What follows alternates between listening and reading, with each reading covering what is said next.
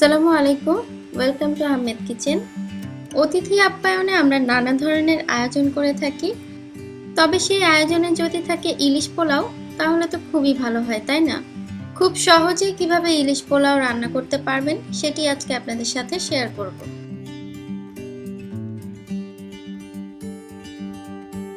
প্রথমে আমি ইলিশ মাছগুলো রান্না করে নিব।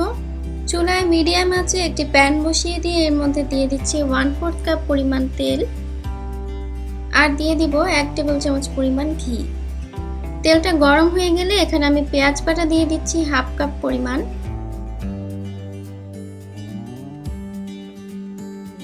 আদা রসুন বাটা দিয়ে দিব 1.5 টেবিল চামচ।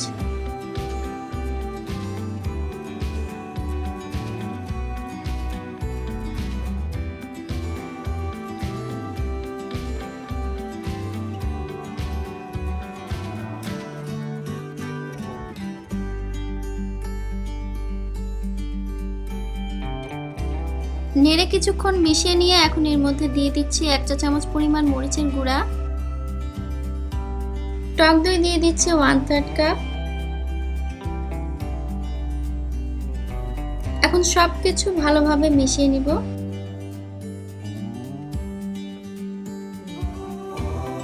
পরিমাণ মতো লবণ দিয়ে এখন আমি মশলাটাকে কিছুক্ষণ ভালোভাবে কষিয়ে নিব।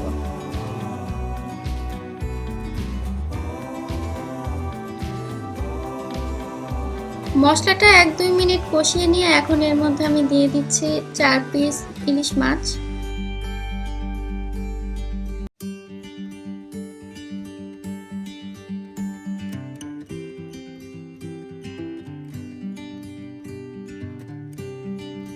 মাছগুলো দেওয়ার পর 3-4 মিনিট হয়ে গেলে এখন আমি উল্টিয়ে দিচ্ছি।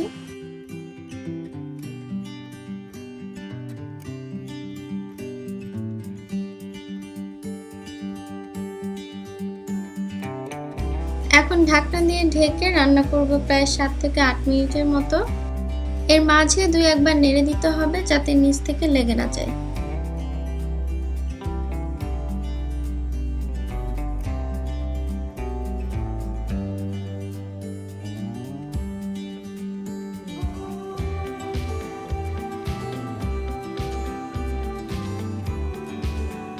ইলিশ মাছটা রান্না করা হয়ে গেছে, আমি এখন চুলা থেকে নামিয়ে নিচ্ছি।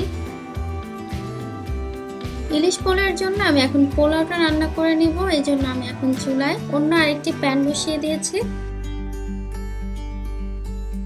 এখন আমি দিয়ে দিচ্ছি 2 টেবিল চামচ পরিমাণ ঘি, তবে আপনারা চাইলে ঘিয়ের পরিবর্তে সম পরিমাণে তেলও ব্যবহার করতে পারেন, তবে আমি সুন্দর একটি ফ্লেভারের জন্য ঘি ব্যবহার করছি। এখন দিয়ে দিচ্ছি 3টে এলাচ, একটি দারচিনি এবং একটি তেজপাতা।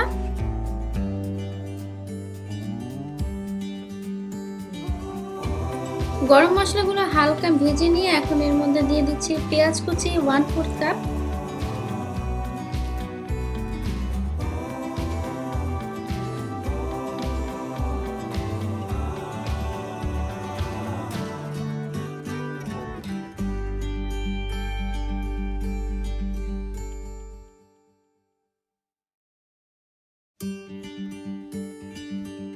পেঁয়াজটা হালকা বাদামি কালার করে ভেজে নিয়ে এর মধ্যে আমি দিয়ে দিচ্ছি 2 কাপ পরিমাণ পোলার চাল।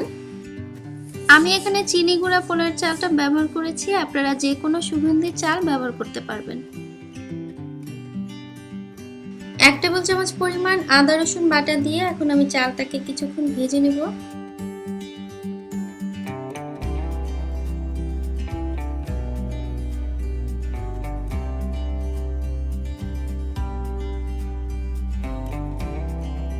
ইলিশ মাছের যে মশলাটা আছে সেখান থেকে আমি অর্ধেকটা মশলা এখন এখানে দিয়ে দিচ্ছি।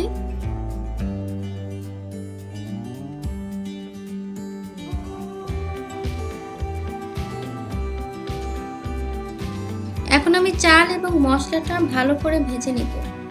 মশলা এবং চাল একসাথে ভেজে নেওয়ার কারণে মাছের ফ্লেভারটা পোলাওর মধ্যে ভালোভাবে ছড়িয়ে যাবে। প্রায় 10 থেকে 12 মিনিটের মতো এরকম ভেজে নেওয়ার পর চালটা যখন সাদাটে হয়ে আসবে তখন এর মধ্যে আমি পানি অ্যাড করছি। পোলাও রান্নার ক্ষেত্রে দ্বিগুণ পরিমাণে পানি ব্যবহার করতে হয়। 2 কাপ চালের জন্য আমি এখানে 3 কাপ পানি এবং 1 কাপ দুধ ব্যবহার করব। দুধ দেওয়ার কারণে পোলাওয়ের স্বাদটা দ্বিগুণ বেড়ে যায়। আপনারা চাইলে সমপরিমাণে পানি ব্যবহার করতে পারেন, তবে পানি আর দুধ যাই দিই না কেন অবশ্যই গরম হতে হবে। এখন আমি চুলার আঁচটা মিডিয়াম হাই হিটে রেখে বলক আসা পর্যন্ত অপেক্ষা করব।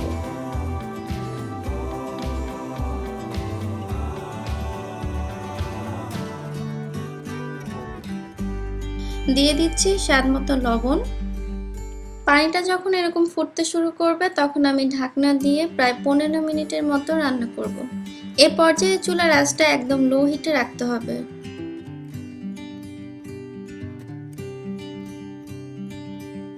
প্রায় 15 মিনিট পর পোলাওয়ের চালটা যখন 90% মতো সিদ্ধ হয়ে আসবে তখন আমি এর মধ্যে ইলিশ মাছের যে বাকি মশলাটা সেটা দিয়ে দিচ্ছি। আমি প্রথমে চাল ভাজার সময় অর্ধেক মশলা আর এখন বাকি মশলাটা দিয়েছি। এতে করে ইলিশের ঘ্রাণটা খুব ভালো মতো পাওয়া যায় এবং খেতেও অসাধারণ লাগে।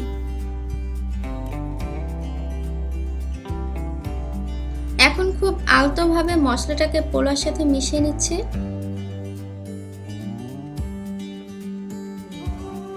এখন এর মধ্যে দিয়ে দিচ্ছি 3-4টি কাঁচামরিচ।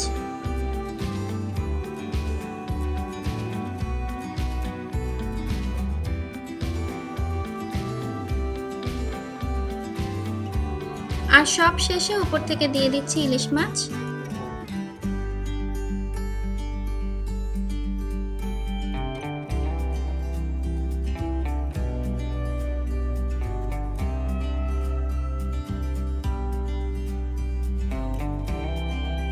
এখন ঢাকনা দিয়ে ঢেকে দমে রাখবো প্রায় 5 মিনিট। তৈরি হয়ে গেল অসাধারণ স্বাদের ইলিশ পোলাও। চেষ্টা করেছি কিভাবে খুব সহজেই ইলিশ পোলাও তৈরি করা যায় সেটি আপনাদের সাথে শেয়ার করার জন্য। আমার রেসিপি ফলো করে আপনারা বাসায় ট্রাই করতে পারেন এবং আপনাদের ফ্রেন্ডস অ্যান্ড ফ্যামিলির সাথে শেয়ার করতে পারেন। আশা করছি ভালো লাগবে। আর যদি ভালো লেগে থাকে লাইক, কমেন্ট, শেয়ার করবেন এবং সাবস্ক্রাইব করতে ভুলবেন না।